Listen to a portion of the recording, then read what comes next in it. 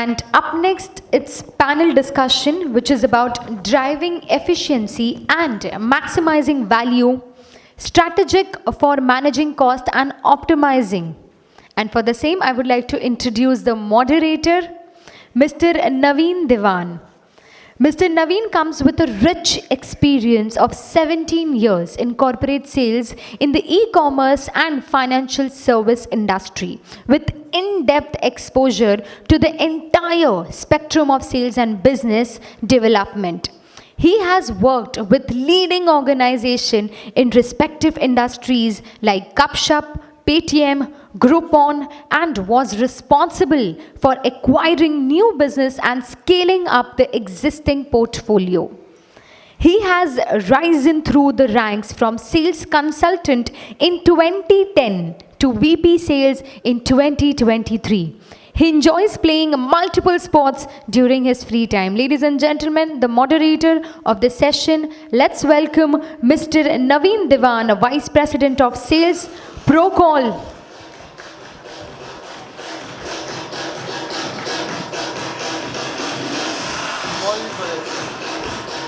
And I would request all the panelists, the following panelists, to join us on the stage.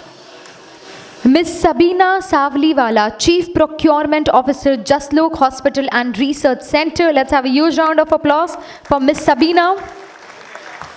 Mr. Aseem Gupta, Assistant Vice President, Sourcing at Jubilant Foodwork Limited.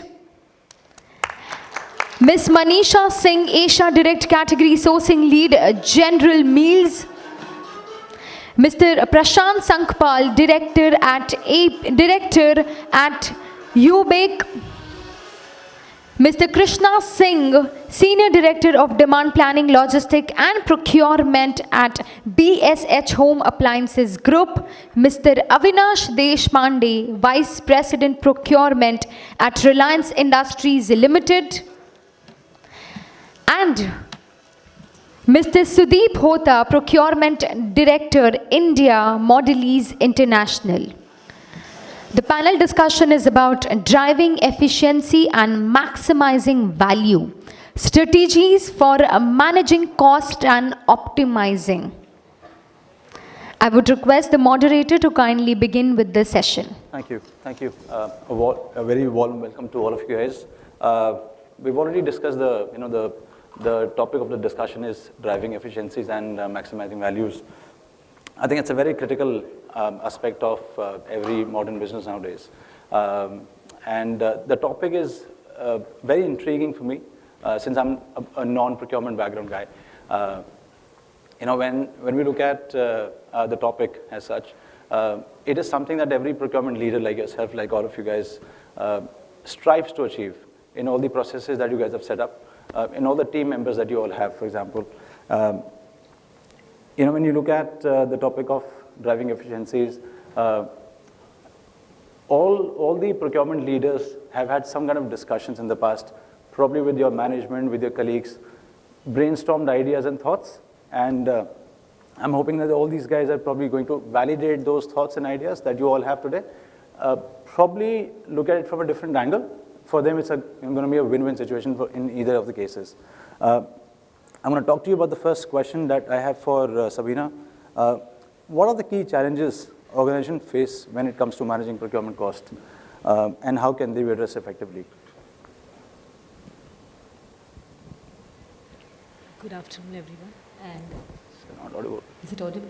Yeah. I think after COVID, what major challenges that we have faced, is because all the prominent, stakeholders, procurement being a prominent stakeholders for any organization face this challenge. The buyer-supplier relationship, and integrity of suppliers, even the rightful sourcing or exploring the data, these are the challenges that we faced, after COVID especially.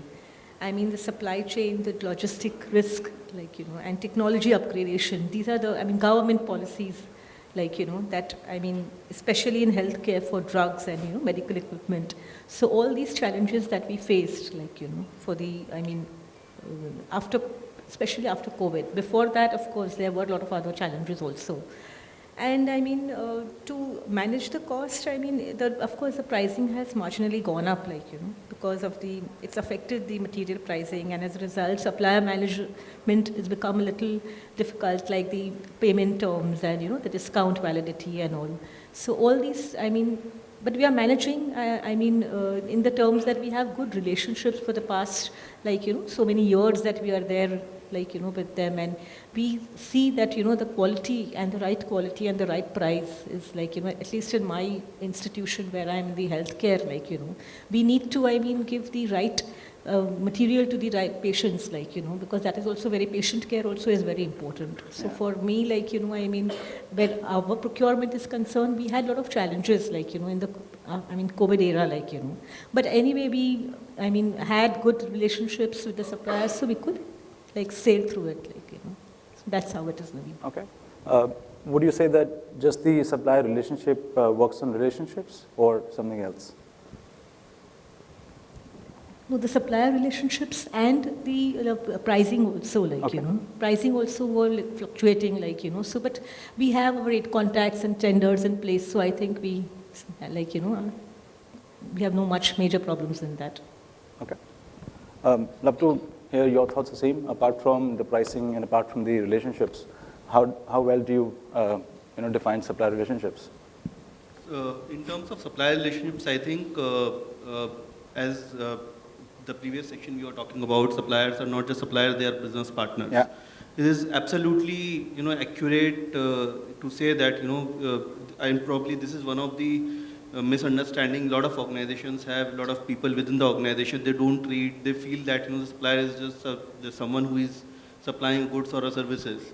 And they have apart from the business expectation, they have very small expectations like responding to them, helping them with their own issues. If there is a material rejection, how can we support them so that they will get the resolution in the right way. Not that we will influence people to accept those rejections or pay them on time. It's just that if you do a simple courtesy support in terms of providing them information which they are looking forward to, it really helps them.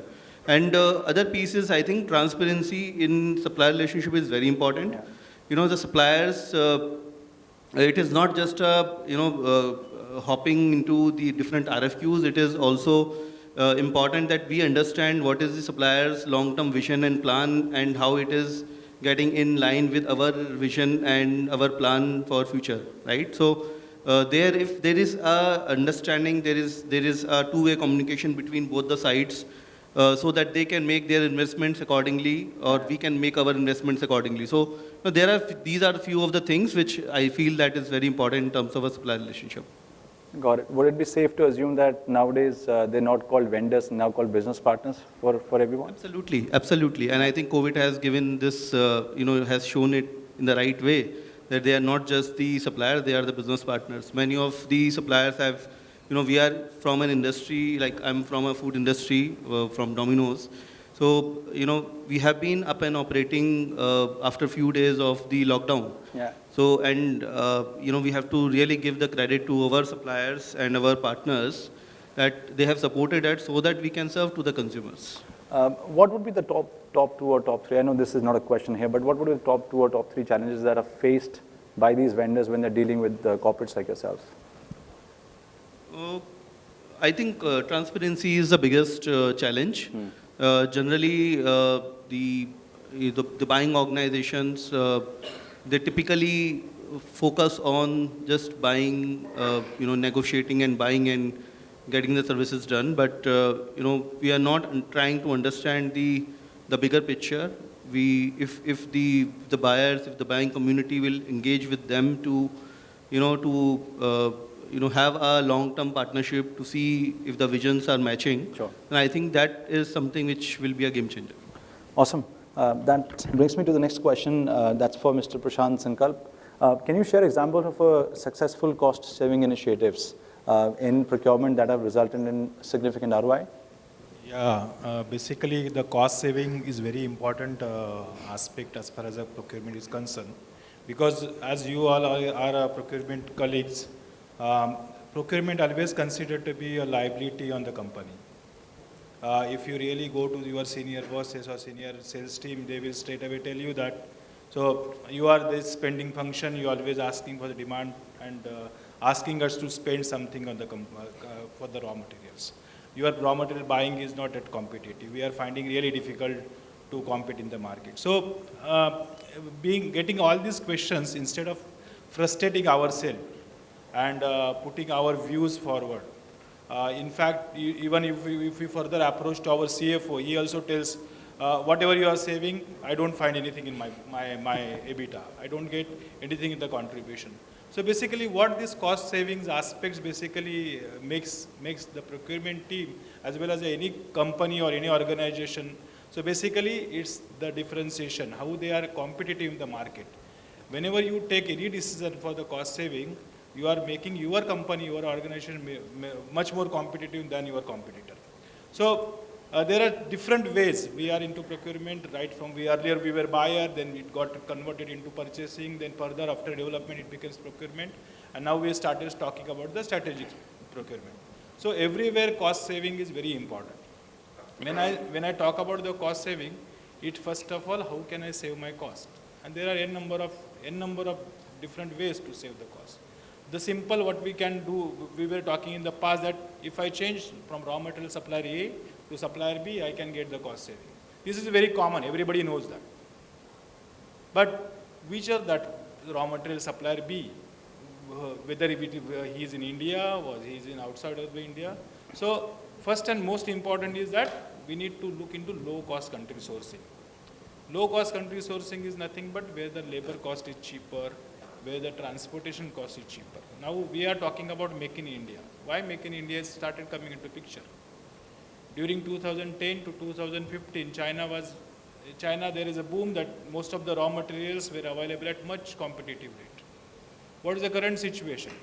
Because of environmental regulation, because of different crises in China, the raw material in China is not at all competitive. Then who is the next player? So India. So India government is also giving great opportunities to the MSME suppliers. Platform is very well set, infrastructure has been developed, network has been very much strong. So the Make in India has started coming into picture. So you need to understand which is just low country cost source, where we definitely get the saving. The next, the other objective, the other aspect is that whenever I go for the procurement, this is to be buy or this is to be make in the factory. So once you decide if any of your products are getting manufactured within your company, you need to think twice. You need to go to your operational team to understand the cost drivers and go to the market and whether can you able to get the product at the much competitive, where you can also give the good savings to your organization where they becomes a competitive in the market. And third and most important aspect is that if you're having say multiple manufacturing facilities, how can I bundle the volume? How can I go and see the synergy aspects? Can I club the volumes together and can I go to the supplier and ask for the volume discounts? So I think these are the main important criteria, main important levers which we need to take it forward. Simultaneously, initiatives on the packaging, like if you are buying the material from the Europe or US in the drums, can I get it in ISO tank and then refilling in India, where we can save on the packaging cost as well and the transportation. Simultaneously, the logistic cost. Then localization is also, I already spoke about that, and the strategic stock or consignment stock. This is also a new concept. You can tell your supplier that can you store the material at my facility, and whenever I start consuming it, then you make the invoice for that. So by this way also you can reduce your cost. You can get the consignment at much lower transportation cost, and the landed price is much cheaper.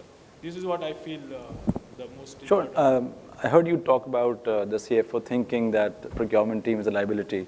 Would it be safe to assume now that they think that we are the backbones of the company? Come again? I'm saying you mentioned that the CFO used to think that procurement probably is a liability in a company, but would it be safe to assume that now it's the backbone of the company? Here there are many aspects are coming. Basically, I worked in almost around 10 different multinational companies, and different aspects regarding the cost savings has been put forward. And these kind of things are always coming. Sure. So we are justifying all the times, we are giving the numbers proactively, and then they started picking that. But whenever they map how the organization doing against the competitors, so it becomes a differentiate how their procurement team is working. Great. Thank you. Thank you, Prashant. Coming to Avinash. Avinash, what role does technology play in, what role technology play in driving efficiency and cost management in procurement processes? Okay. If we talk of cost, basically I look at it this way.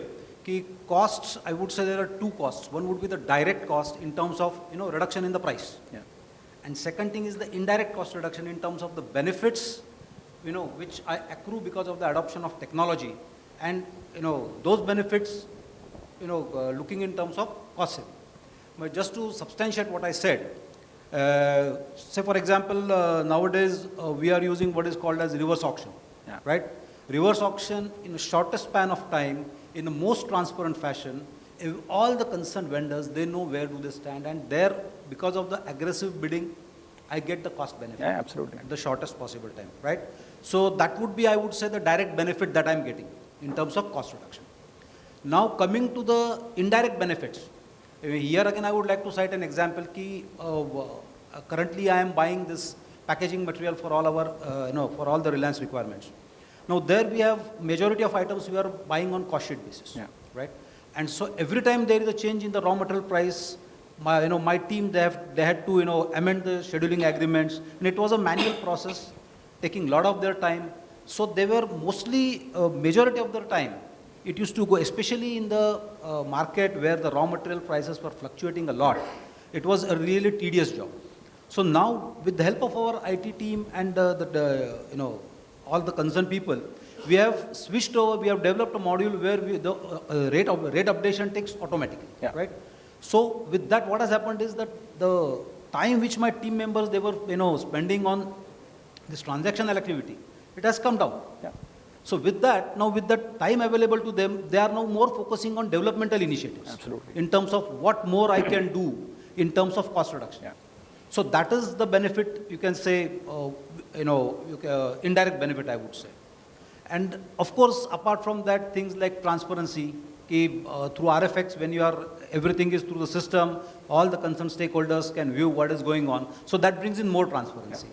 So I would say adoption of technology, it's not only about cost reduction, it's about overall benefit. Sure. So that's my perspective. I think, thank you for validating, the use of technology in procurement using reverse auctions, RFQs, definitely helps in saving cost, and, primarily if the technology is looking at helping you save cost, giving you spend analysis, then the actual work of developing ideas, developing thoughts is something that the procurement team should be focusing on. Thank you for that insight.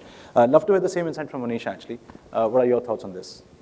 Yeah, so I'm not sure how many of you have heard about your McKinsey's study in 2019 about the Global Procurement Excellence Benchmark Study. So in that report, there were a couple of sectors which were evaluated, and the top performing sectors were like automobiles and consumer packaged goods industry. Whereas in the bottom was healthcare and oil and gas industries, and there were a lot of other sectors in between. The major reason for the high performing companies versus the lower was the leveraging of technology. Wow. How these automobiles and the CPG companies typically leverage technology and tools and adopt it in their procurement processes and entire end-to-end work is something which made them apart from others. Awesome. So I would just say three things which are important and how the application of technology helps.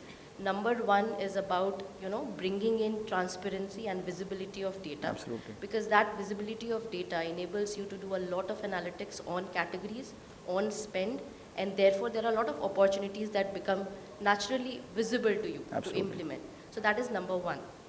Number two is how do you really, streamline the different processes and workflows which really help bring efficiency across. And you can imagine the earlier procure to pay process had a lot of transactions that had to be done physically. So you get the invoice and then you process, and it takes a lot of time. Now all of it is digital, all of it is online. You have e-invoices, you don't have to ship invoices from across the country and process, and all of it has bring in a lot of efficiency and speed of action. So that is something which creates the value of doing it much, much faster Absolutely. at a lightning speed. Now the third thing is how do you leverage technology to figure out opportunities, and there are different tools available today which helps you, figure out which are the areas wherein you have opportunities, and so across the function, across the categories, whether it is direct, indirect, where those opportunities lies, and the way people are collaborating across the organization. I think technology has brought a major shift in that. So one example could be how we connect today with our suppliers, internally with teams. Earlier it was all physical meetings. Now with COVID we realize that now the technology has brought it to a next level wherein we can have video calls, chats, to collaborate on Microsoft Teams, work in more seamlessly and do the work much, much faster and in an efficient way. So I think that collaboration even extended to suppliers. Sure.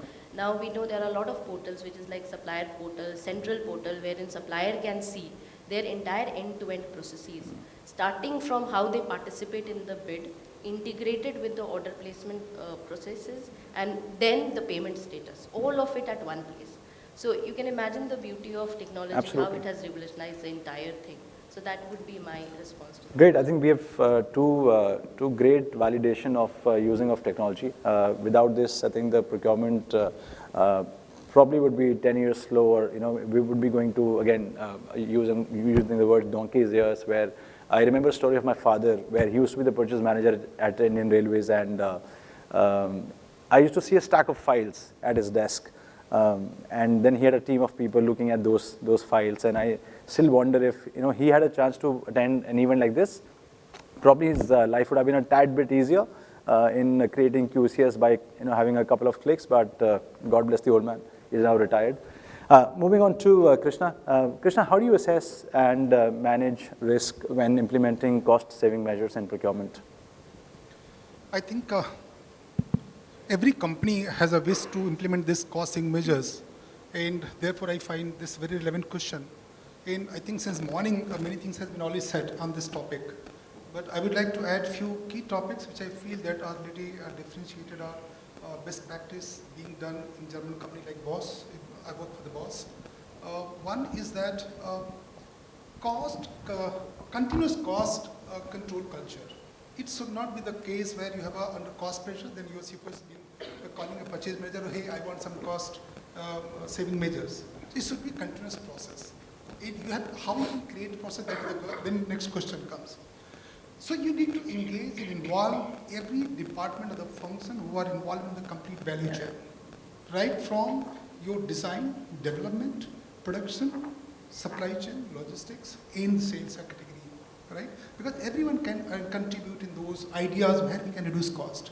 Someone was saying that you have a two type of cost, one direct material cost where you can reduce, but there are so many other value chain costs where you can reduce and you can help company to overcome. Yeah. So this is really important to create a culture, and how you can create culture, as I said, you involve and engage. But in this case, as a purchase procurement head or manager, you have to take a lead. And you have to get those ideas and drive a project, right? And more importantly, to make it interesting, you have to reward and recognize those ideas, maybe small ideas. Sometimes we forget, we take always credit, purchase manager had done this, we have saved this much cost. No, sometimes there is a small change in your design can lead to the big cost saving, right? So we need to be smart enough to highlight and reward them, recognize them. So that is the way you can create a culture. Second more important things in this is that how you can how you can check regularly, you can check the financial health of your suppliers. In COVID period, we have seen that some of our suppliers really defaulted even in statutory payment, right? And how you can come up and really help them. So I will give you a classic example of this. During the COVID period, we had a few suppliers where they were exclusive working for the boss, and they were not working for anyone. And since there was a lockdown, there's no production, so there's no payment. But they were paying their vendors, they had a certain fixed cost. Trust me, we call the vendors. I'm sorry, I hate to call vendors, we call it business partner, right? I would like to correct it because these words came here, therefore I picked up. We call them, we asked them, requested them to be transparent enough to tell us what is your fixed cost, what we incurred to run the show during the lockdown, and we reimburse that cost without any invoice, right? If you take this kind of action, I'm sure those suppliers will be definitely always be loyal and always with you. That is second. But from supplier side or the manufacturer side or brand side, we need to also a little bit vigilant or more vocal about the process audit and the capacity check, because sometimes you are growing, whether your supplier has a capacity to grow same pace, whether his process are strong enough to match your quality, the boss quality, right? So regular quality checks, regular capacity checks to support them and give in advance notification in terms of your rolling forecast, in the fixed horizon forecast. So what is rolling forecast? Next 1 year, what we need it. What is fixed horizon? What is next 3 months? Definitely I need it. If you have this kind of trust and transparency with the supplier, definitely he will help you in your bad times. Sure. So this is something we believe in very strongly. If I were to safely assume, you're saying that Bosch is actually a flag bearer of so-called business partners rather than calling them vendors. You help them at the bad times, and you are putting in due diligence as and when the time comes to ensure that they're given transparency of the product they're supposed to be procuring and giving it to you in advance. Great, thank you. I'll move on to Sudeep. Sudeep, what are the potential pitfalls to avoid when implementing cost management initiatives in procurement? Yeah, thank you. Yeah, so I come from a consumer goods industry, and the way we look at it is whatever cost management we do, okay, like one of the panelists mentioned that we have so many types of looking at costs, right? Let's do whatever we can do because we have to reduce the cost. That's our job, right? But it should not come at the cost of the consumer. Okay, so the consumer should not feel the impact. It should not be that something is being taken away from that product, whatever product the consumer is purchasing, right? And even if something is being taken away, it should be replaced by something else which kind of compensates at a cheaper price or something of that sort, right? So that is one very important, and this is the discussion we have in fact within our organization as well. Whenever we come up with ideas that, hey, can we do this, can we do that, can we reduce this packaging, can we change so and so ingredient, etc. Whatever we do, this is the first question. Okay, have you done a consumer testing? What is the feedback from the market and stuff like that, right? So I think that is one of the biggest challenges or biggest watch-outs, I would say, not a challenge. Many times these go through very successfully as well, because ultimately we have to save cost. Because if we do not save the cost, there is inflation, right? There is inflation in the market. That's reality. Over a period of time, prices are bound to increase. So if we do not increase the cost, we will have to pass on the increase to the consumer to maintain our margins. But that is not what we want to do. So we don't want to pass on the increase to the consumers or to limit the increase to the consumers. It will not be possible to not pass it on at all, but limit that. But in order to limit that, we need to save costs somewhere. But again, it should not be at the cost of the consumer itself, because then the consumer will say, look, this product is no longer what it used to be, and I'm no longer interested, and that would be very detrimental to the sales function and to the business, right? So I think that is one of the main. I mean, there are many others as well, but I think that is one of the main watch-outs while we are managing costs for the business. How do you ensure that the vendors stay with you for long in that case, since you're not increasing the pricing for the consumers while the cost of raw material keeps on increasing? How do you ensure that the vendor stays with you, the business partner stays with you for long? Yeah, see, it is not always. So there are different types of looking at cost reduction. Cost reduction cannot just be that we go to our suppliers, vendors, business partners and ask them that you reduce 1%, 2% every year. If we do that, then after a point of time, they will give up, right? Yeah. So they also have to make money and do their business, right? So that's just one of the levers. Of course, we do that. It's not that we don't do it. That's our job as well. Of course, we do that. We engage those levers, but that is just one of the levers.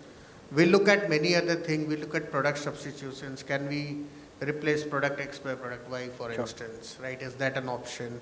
Can we look at manufacturing itself, the way we do manufacturing? Because see, cost savings is not just a procurement, KPI. It is a procurement KPI, yes, but it is not only a procurement KPI, right? It is an enterprise KPI. When we are manufacturing stuff, there are costs involved there as well, and those costs are not controlled by procurement, right? But can procurement help? Can procurement play a role in doing a project which can control those costs, right? One example could be, okay, how do we get, so I'm in the food industry, so how do we purchase raw materials? How do we purchase sugar, for instance? And those of you who are in the food industry, you would be knowing that sugar usually comes in 25 kg bags. That has been the traditional way of buying sugar in a B2B, B2B scenario. I'm saying, of course, not for home, right? It's the same sugar basically. So whatever sugar we consume at home, which we put in our coffee or tea, it's the same sugar that we use, right? But the packaging format is obviously not 1 kg, but it is 25 kg. And 25 kg has been the traditional format which requires a lot of manual labor, because there would be somebody who would lift that bag from the truck and put it somewhere in some godown, somewhere or something. And there is a lot of manual labor involved, and it's literally back-breaking work, because 25 kg is fairly heavy, right?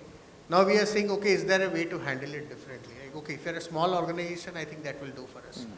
But if you're a large organization, is there a way of handling it differently? I don't have the answers yet. This is what we are exploring, right? This is just as an example, right? So is there a way of doing it in 1000 kg bags? Is there a way of doing it in tankers or in silos, or a very different way of handling it? And that can give us cost reductions, right? So yes, the challenge there, now this is a different kind of challenge. Since we are talking about challenges associated with cost reduction, this is not a consumer challenge, because with the consumer it's the same material ultimately that they are getting. But the challenge there is, nobody does this in the industry, then how do we do it, right? How do we take the lead as a company, or we along with our business partners, we hold hand and say, okay, we are a big consumer, you are a big manufacturer, can we do something new in this space which nobody has ever done? I know when we do something new, there will always be some anticipation, some risks, some ifs and buts, and people may not be comfortable, but then that's what we need to do. Otherwise, if we keep doing the same thing for years together, we will run out of cost saving opportunities. So that could be the other challenge. Apart from the consumer facing challenge, the business facing challenge could be managing the change and getting breakthrough ideas implemented. Got it. Thank you. Thank you for that insight. The next question that I have is actually my personal favorite, and it kind of resonates with the topic of discussion, which is driving efficiencies. And I was talking, when I was setting up the context, that we all will have some brainstorming session done with our respective management, and we all would have come up with some ideas, some thoughts. And probably all of the procurement leaders today will like to get a validation on that. And Aseem, the question is for you. How do you define efficiency in procurement? And what are the key KPIs to measure it? I think I'll first talk about the key KPIs, Sure. because it is somehow linked with the efficiency in procurement. So I think I would bucket that into three or rather four, different buckets. So first and the foremost being the cost. So as a buyer, as a procurement professional, our responsibility is to manage the procurement cost within budget or as low as possible versus the previous years. There are multiple ways of managing the procurement cost, and let's say you have to measure yourself against what is the budgeted spend that you have thought of in the starting of the year versus what you have actually ended up with. The other way is comparing it with the last year budget, last year actual spend. Then you definitely need to have productivity projects, which may be in the form of having some, recipe formulations. How can we reduce the overall cost of the recipe? How can we if we can introduce new suppliers, maybe they will come at a cost efficient way. Maybe, we'll get a good opportunity in terms of price reductions. Definitely not compromising on the quality. Yeah, then risk mitigation is another piece. Typically, it is considered as a separate KPI, but I would put it in the cost KPI itself, because if we have a supply continuity disruption, then it is going to hit the cost overall, the procurement cost only. You may have to do some air freighting or something which end up putting a hit on your overall budgets, and it will end up into an inflation. So this is first bucket. The second bucket is operational KPIs.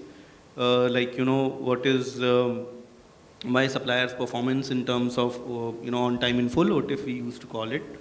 What is my supplier's performance in terms of right first time. So if their supplier is supplying the product which is passing through the quality at the receipt of the material, at the receipt, in the plant itself. Apart, there's another bucket which I would put is, I think, innovation. Innovation is, we generally feel that innovation is not connected with the procurement, but it is definitely connected, because you can do a lot of innovation in your buying process also. So you can actually think about having some innovative ideas in terms of buying the same products and services from the same set of suppliers. Maybe you are buying a product, there is a lot of ingredients which goes into the manufacturing of that product. Your supplier is buying those ingredients, but you are also buying those ingredients in a separate way, right? So if there can be a joint efficiency, we can have the joint negotiation of those ingredients. Maybe it will add some into the pricing. It will reduce the cost, and it can be passed on to us. Maybe the backward integration, or if you can do the conversion cost versus the just buying the product, you can probably avoid some cost if you are doing a conversion model. And then the other thing is technology. I think use of technology is very critical, because typically what happens is we don't have proper data in a sequenced in a proper way, so that we can understand what are the pricing trends, what is our internal data. So first is that, do we know what is our price trend of last 5 years or maybe 10 years? And it is very much true in case of commodities. Typically people keeps on changing. The information generally goes with them. It doesn't stay back. So it's important that we need to have those internal data alignments first, so that anyone who is coming, they can see, okay, what was the price of X commodity. For example, we are talking about vegetables, for example, onions, tomatoes, and capsicums of the world. So how are they behaving in last 10 years? There is a seasonality into the pricing also. So typically if the prices goes up now, when it comes down, so you need to have that right information in front of you, so that you can take an informed decision, right? So that you don't end up buying too short or too long. Right? So use of technology is also very critical, not just from an internal data, but also from an external data point of view. Lot of we are into a global world now. So any geopolitical situation may jeopardize your pricing as well, or maybe there is a production loss somewhere in US, probably has a hit on the pricing. Way back in India, so it's a bit of a distance, but it may have an impact. So the internal data evaluation and external data evaluation, to know your commodities, to know what are the pricing mechanisms, what are the key factors which is impacting those commodities, is typically critical to have the efficient procurement processes. Great. I think I have already also covered the efficiency side, right? Yes, I still, I would want to understand more on the technological part here, where you're saying if a company is still on the manual processes, they're still living in Adam's age, what kind of, what important piece of information are they missing on, apart from the spend trends? What else are they missing at today? So, see, why do we need to reinvent the wheel, right? When let's say as a procurement professional, I'm going outside in the market and to find out the suppliers. If I don't have the data that is, that I have in my SAP, I can't see the last 10 years, who are the potential suppliers who have been supplying those products, at what prices, at what time, right? And, then you end up hitting blindly and just doing some cold calling to the suppliers and generating interest. So probably that is one of the other piece that can be done. Other piece is like, this is typically applicable if you have multiple plants where you are sourcing for, maybe locally or outside as well. So you can do your internal evaluation of the cost. That let's say if you are buying the same commodity, let's say Sudeep was giving an example of sugar. So if you are buying sugar for India, you are buying sugar for the rest of the Asia Pacific, Middle East and Africa and the world. You can actually, if you have the proper internal data, then you can compare the cost of sugar across all the different geographies. Got it. Right? And then you see that, if there is a way that probably you can go for some, buying outside India, or, if you are doing complete global buying, so you can change the sources of the location of your suppliers, and probably you can get it at a better price. So, this integration of the data is typically very important, and, there are many ways that you can actually analyze that data as well. So it is safe to assume that if you are looking to double your revenue, if you want to go and list yourself at the stock exchange, it is important for you to have technology, and it is the key to success for any organization. Yes, absolutely. I mean, if you don't know your data well, then how are you going to survive actually? Great. And not Thank just you. from a data perspective, from otherwise also, technology in terms of acquiring, right systems and processes to drive the efficiency, maybe in the manufacturing process, maybe in many other ways, it will definitely be helpful. Sure, thank you. Before, Naveen, before we move on, Sure. I just wanted to add one point since you asked about the KPIs Yeah. and all. I think we have touched a lot of what we do in procurement, starting from, productivity to how do we manage other KPIs, financial KPIs, operational KPIs, technology. I just want to add the people piece as well. Oh, yeah. Because, people is one of the most important pillar of any function performance, and having the right talent in sourcing is extremely important today. Because sourcing or procurement is not considered a cost center today. It has moved on, or there is a major shift from being a cost center to a value creation Absolutely. center. A lot of discussions happen on profitability with the procurement leadership. So it is a function which is gaining a lot of importance. It directly impacts the operation margin and operational profitability, and therefore having the right set of people into the function is extremely important. What kind of people? People who are tech savvy, who are the Gen X, who understand what's happening outside, Yeah. so that they have the capability and, rigor to bring the outside in. Because, innovation is one of the most important stuff. While we look at a lot of innovation on the product launch, marketing, etc., a lot of innovation into the organization can be brought through the back-end function, which Absolutely. was once considered a back-end function of sourcing, via, interactions with supplier. Because supplier, for them, it is a front-end business. You might be sourcing for one of your needs of ingredients, but for them, it is a prime business. And therefore, a lot of ideas and innovation comes in from the suppliers. And typically in the domain of packaging, a lot of packaging innovation comes. And packaging is something which your consumer touches and feels for the first time, right? So a lot of potential, and therefore the right set of people into the function is extremely important. Great, thank you. I have a LinkedIn bio that says, I'm passionate for people, I'm passionate for sales, so I kind of resonate that. Thank you. Sabina, what are your thoughts on this? I also agree, that, what key performance indicators that we are talking about, where our healthcare is concerned, for us, entering into the contracts for a longer period and entering into contracts with the parent companies rather than the distributors. So that also, helps in, controlling the cost, which is very important for the, any organization. Sure. Because cost, procurement is it's a profit center of any organization. Yes. So it's very important that, we have our contracts in place and for longer terms, the terms should be such that, we are, the partner, they are partners. They are not as vendors with absolutely. us.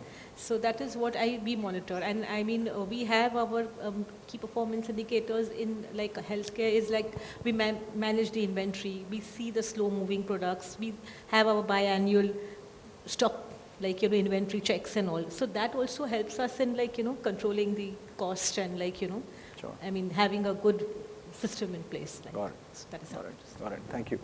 Thank you for that. My next question is for Prashant. Prashant, what strategies can organization employ to identify cost optimization opportunities within their procurement operations? Yeah, Naveen, basically there are n number of different strategies are available at the moment, and every leader uses a different strategy where basically he's delivering his responsibilities. Say I'm in a chemical function for last almost around 27 years. So I work from different industries, in lubricants industries, in automotive sector where the coating is important aspects, then again in textile industries as well. So everywhere I need to use a different strategies. So most of the times what happen, every penny becomes important, whereas in lubricants where the cost of the margins are significant, so the procurement team is just trying to manage how they can build up the great relations with their stakeholders. Whereas in the market where the commodities are coming, so we need to have aggressive strategies. Like example, one of the strategies that how is your raw material basket? How much are you competitive in the so competitively sourcing as compared to your competitors? So competition benchmarking is very important strategy at the moment, where n number of data is available, where you can see whether your raw materials what you are buying are really at the competitive rates or not. If those are not competitive, then what different methodology you need to adopt, which competitors are adopting. So these are the first strategy where you need to see your basket to make yourself much comfortable in the market, where your sales team can go and sell the product very comfortably. This is one. The second thing is that you need to split your entire raw material basket into A class, B class, and C class. So say now there are different tools are available where C class items need not to be looked by the procurement team. They can straight away handle through reverse auction or different kind of portals where the cost can be made competitive by bidding process. Absolutely. Class A items where what we need to do is that we need to have the long-term contract with the suppliers. So, and that contracts also need to be very much aligned with the upstream raw materials. So if these kind of the strategies, if you really deploy, definitely you can able to keep your cost to the reasonable level. So in my KPIs, what I did, I am telling my team that they should at least, that A class product should be around 70, 75 plus contracted with the index, and that index need to be always discussed with their suppliers based on the competition.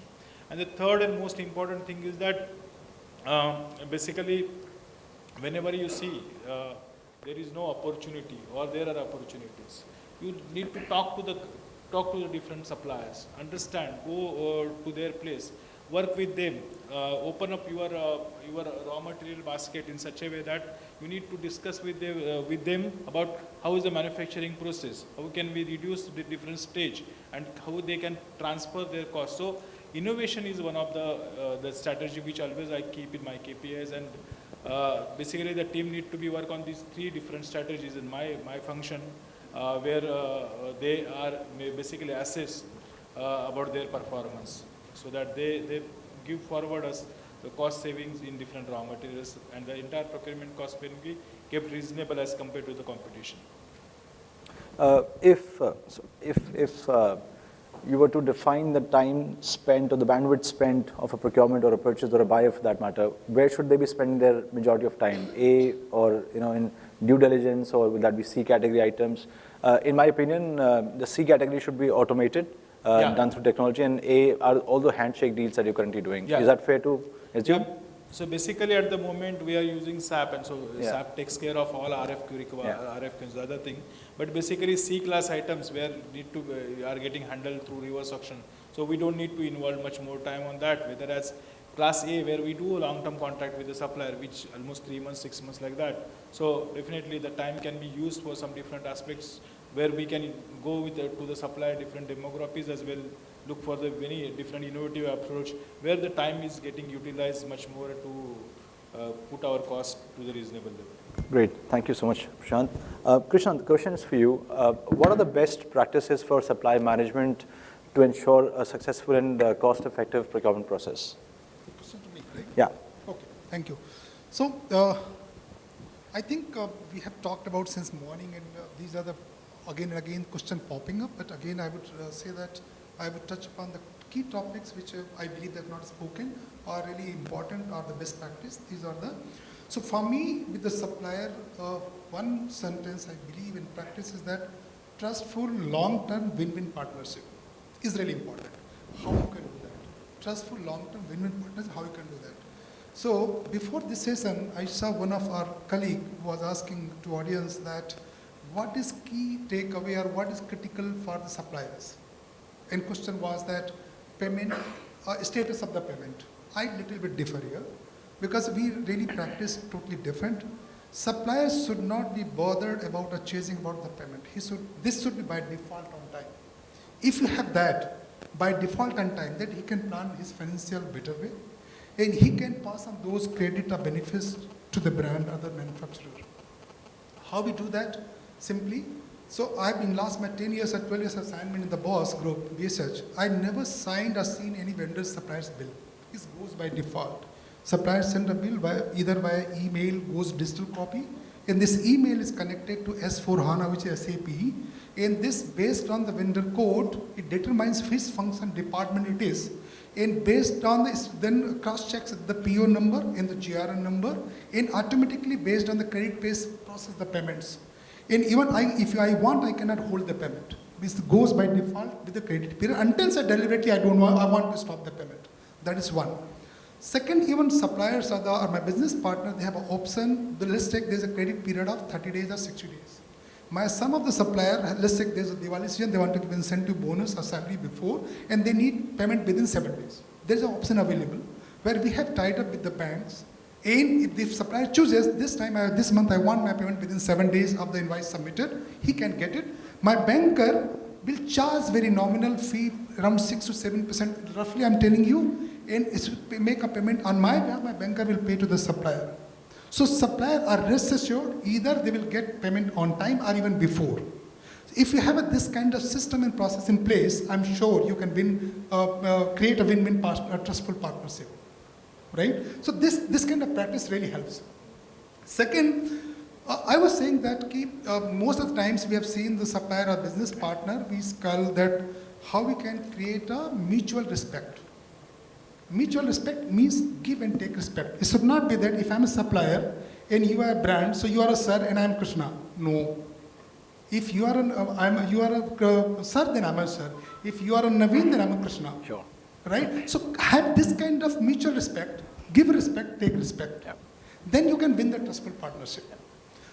One more point I would like to touch upon, which I practice and I would urge to practice it, that we always define best practice or the service levels to the supplier. But do we define anything for the brand, manufacturer, what we are liable to provide him? We call it a bonus malus. What is bonus malus? Reward or punish. Is applicable from both the sides. Likewise, I define service level when he will deliver, if I give a purchase order, when he is supposed to deliver the product. But at the same time, I am supposed to give a rolling forecast and fixed horizon forecast to my supplier, which should be binding commitment.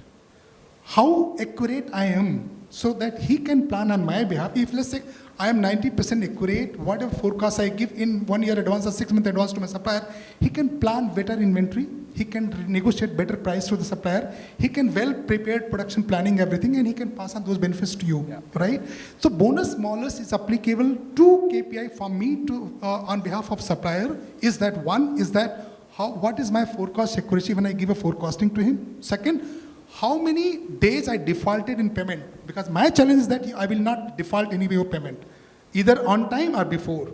So these two KPI applicable for me, and the other KPI for supplier. If you have this kind of win-win partnership and win-win KPIs, I'm sure your supplier will stand with you. I can see a few faces who are working with me. I can guarantee them they would have never called me, or they will never call me for the payment. It's my commitment, or brand commitment, or the company commitment.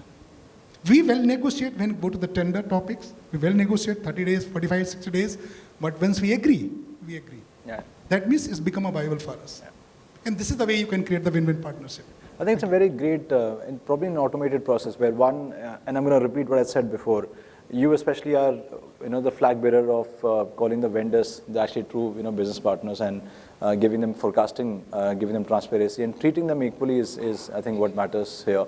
And which is why they have never called you probably for payments, because there's an automated process currently that exists for you to make those payments. Thank you. Manisha, the next question is for you. In what ways can sustainability and responsible sourcing be integrated into cost optimization strategies in procurement? Yeah, I'm very happy for the sustainability questions, which is always there. So I have worked in a role for 3 years in Mondelez, and I was doing the global sustainability, driving the global sustainability agenda. So I think sustainability is the mainstream conversation today in boardrooms. Global investors are asking for sustainability report, progress report, performance, along with the financial reporting. In fact, an integrated financial and sustainability reporting, not separate anymore. So such is a progress which is happening across globally, which means that it is not a CSR kind of activity anymore, which is like, corporate social responsibility. You come, you show what good things you're doing for society, impact on people, few programs, and you are done.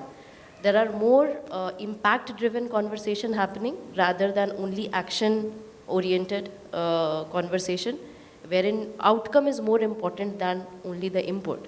So the tone of the conversation changing, and there are more meaty output which people are demanding and looking for, which is very, very good. Now, when that happens, how you drive it within the organization is extremely important to get the results.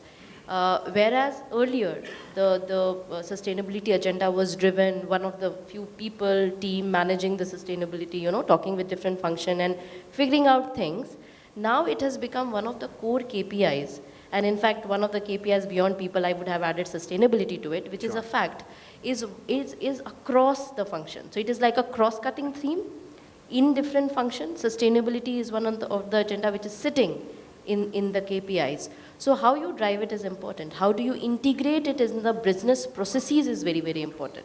So whether sustainability is one of the things happening annually, 6 months, wherein you're asking your suppliers, reaching out, what are you doing, etc., done, or is it a part of the business process is very, very important.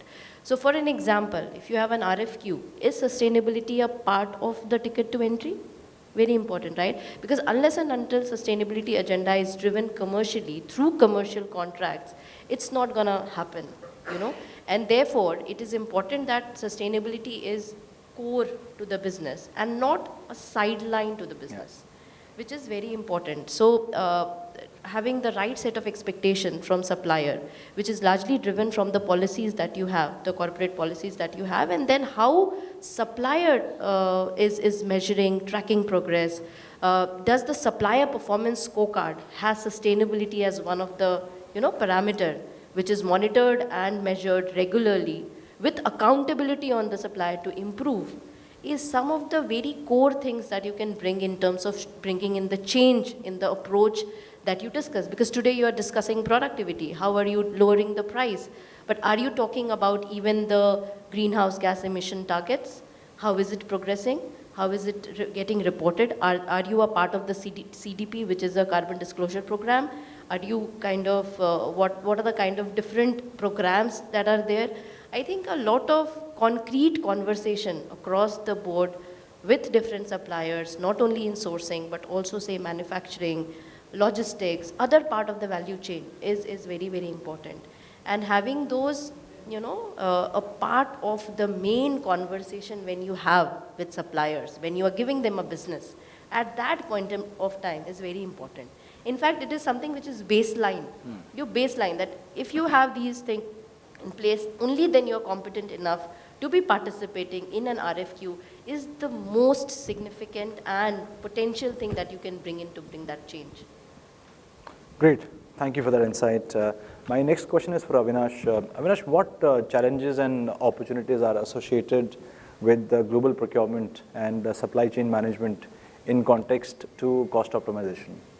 Good. When we talk of global sourcing, I think Prashant in his one of his points, he has already covered that. The obvious benefit in terms of global sourcing is, of course, the low-cost countries are available. Yeah. So your canvas gets bigger, right? And then when you have more options from which you can get the material at a lesser price. So of course that is an obvious advantage. Over and above that, again, I'll use the same thing which I said, that it's one is your explicit cost, and other one is the other benefits associated with it. Now here I would like to share the a few of my experiences being part of Reliance as a part of their all their mega projects. So the scale at which Reliance would operate their set up their projects in terms of timelines, in terms of the kind of investment. So every day, preponement of the project, it matters, right? And so that made us look not only in domestically but overseas also. And second thing is, of course, the complexity involved in the project, of the material involved. So maybe few material that is not available locally. I have to go overseas, right? So from that perspective also, the benefit of global sourcing is there. Because whatever, if suppose I am getting the delivery benefit, right, then automatically I am squeezing my project time, my project starts earlier, and all the associated benefits the company gets. So from that perspective, it's not only about the explicit cost that we are talking of, all these associated indirect benefits also global sourcing has. But as the benefits are there, so our material is there inside, I cannot pull it out and look at some, send it through some other ports. So I have no other option but to wait, right? So that kind of challenges we can come across in global sourcing. Second thing is something like for steel items now, they have put up what is called as all the mills, overseas mills, they need to have a BIS certification. So that is again one challenge, because might be the supplier from whom I want to buy the material, he might not be inclined to get that certification, considering for whatever reasons. So then what do I do? So I am stuck up. So these are few challenges which I could recollect if you go in global sourcing. So because if suppose I don't get that material on time, or I'm not able to source it locally, then maybe from overseas, then maybe I might have to go to some costly options. So all those things we really need to take a look as a procurement manager when we look at this global sourcing part. Got it. My next question is somewhat answered by Manisha already when we were talking about people. And the question is for you, Sudeep. I am wary of the time. We have about a minute and a half left. What role does procurement talent and skill development play in the achieving of cost optimization and ROI goals?